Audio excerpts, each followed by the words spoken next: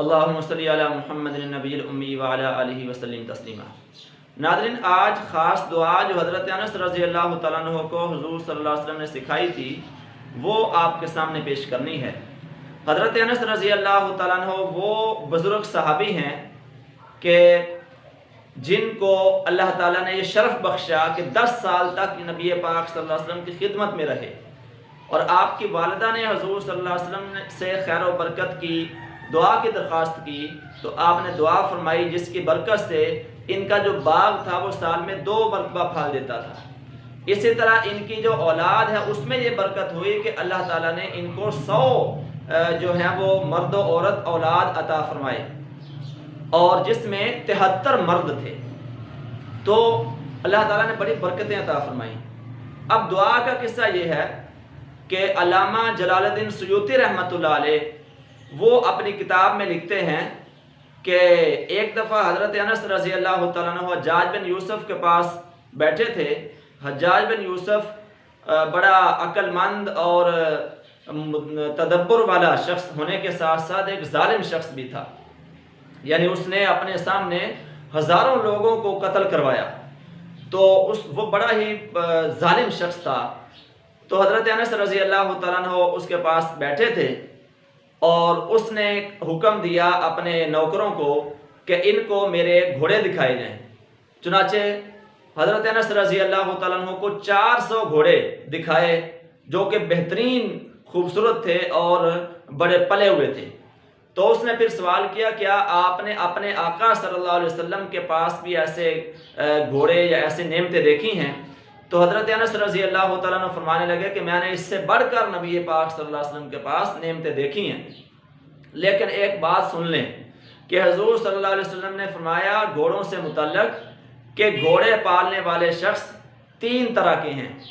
ایک وہ آدمی ہے جو گھوڑا پالتا ہے جہاد کی نیت سے کہ میں اس پر بیٹھ کر جہاد لڑوں گا، تو وہ شخص تو اتنا اللہ تعالیٰ کو محبوب ہے کہ ایسے گھوڑوں کی قسم تو اللہ تعالیٰ نے ناظرین قرآن پاک میں بھی کھائی ہے، وَالْعَادِيَاتِ ضَبْحًا فَالْمُورِيَاتِ قَدْحًا، اور اسی طرح 5 قسمیں کھائی ہیں۔ تو ایسے گھوڑے کا پیشاب، اس کی لید، اس کا خون، اس کا گوشت پوست سب جو ہیں وہ قیامت کے دن اس گھوڑا پالنے والے کے ترازوئے عمل میں تولا جائے گا۔ اتنا بابرکت ہے یہ عمل، یعنی گھوڑا پالنے والا عمل۔ نیت کیا ہو؟ جہاد کی نیت۔ اور دوسرا وہ شخص ہے جو سواری کی نیت سے گھوڑا پالتا ہے، تو ایسے شخص کو نہ ثواب نہ عذاب، مطلب یہ کہ اپنی ضرورت پوری کرتا ہے۔ اور تیسرا وہ شخص ہے کہ جو گھوڑا پالتا ہے شہرت کے لیے، نام کے لیے، کہ لوگ مجھے کہیں کہ اس کے پاس بڑے گھوڑے ہیں، بڑا مال و دولت ہے، تو یہ شخص دوزخ میں جائے گا۔ تو حضرت انس رضی اللہ تعالیٰ عنہ نے بڑی جرأت کے ساتھ کہا کہ آپ کے گھوڑے اسی قسم میں آتے ہیں اور آپ اسی قسم میں آتے ہیں۔ تو حجاج بن یوسف یہ سن کر بھڑک اٹھا، اور اس کی جو آگ تھی غصے کی وہ بھڑک اٹھی، اور اس نے کہا کہ اگر آپ صحابی نہ ہوتے اور آپ نے نبی پاک صلی اللہ علیہ وسلم کی 10 سال خدمت نہ کی ہوتی، اس نے تو صحابیوں کو بھی کئی صحابہ کو سزا دی، تو اس نے کہا کہ اگر آپ نے 10 سال نبی کریم صلی اللہ علیہ وسلم کی خدمت نہ کی ہوتی، مجھے اس کا پاس نہ ہوتا، اور خاص طور پر امیر المومنین عبد الملک بن مروان کا خط نہ میرے پاس آیا ہوتا کہ جس میں آپ کی خاص سفارش لکھی گئی ہے، تو میں پتہ نہیں آج کیا کر گزرتا۔ تو حضرت انس رضی اللہ تعالیٰ عنہ بڑے مطمئن اطمینان کے ساتھ انہوں نے جواب دیا، انہوں نے کہا کہ حجاج تو میرا کچھ بھی نہیں کر سکتا، تو میرے خلاف کوئی اقدام نہیں کر سکتا، کیونکہ مجھے نبی پاک صلی اللہ علیہ وسلم نے ایک دعا سکھائی تھی جو میں پڑھتا ہوں، اور اللہ تعالیٰ اس کی برکت سے، یعنی میں ان کلمات کی حفاظت میں اور پناہ میں رہتا ہوں کہ جس کی برکت سے اللہ تعالیٰ مجھے شیطانوں سے اور ظالم سلطانوں سے محفوظ رکھتے ہیں۔ ناظرین، پھر حجاج نے کہا کہ وہ مجھے دعا سکھا دو، تو حضرت انس رضی اللہ تعالیٰ عنہ نے فرمایا کہ آپ اس کے اہل نہیں ہیں، یعنی آپ وہ دعا نہیں سیکھ سکتے، لہذا انہوں نے ان کو نہیں سکھائی۔ پھر جب حضرت انس رضی اللہ تعالیٰ عنہ کی وفات کا وقت قریب ہوا، تو ان کے خادم حضرت ابان، جنہوں نے حضرت انس رضی اللہ تعالیٰ عنہ کی 10 سال خدمت کی تھی،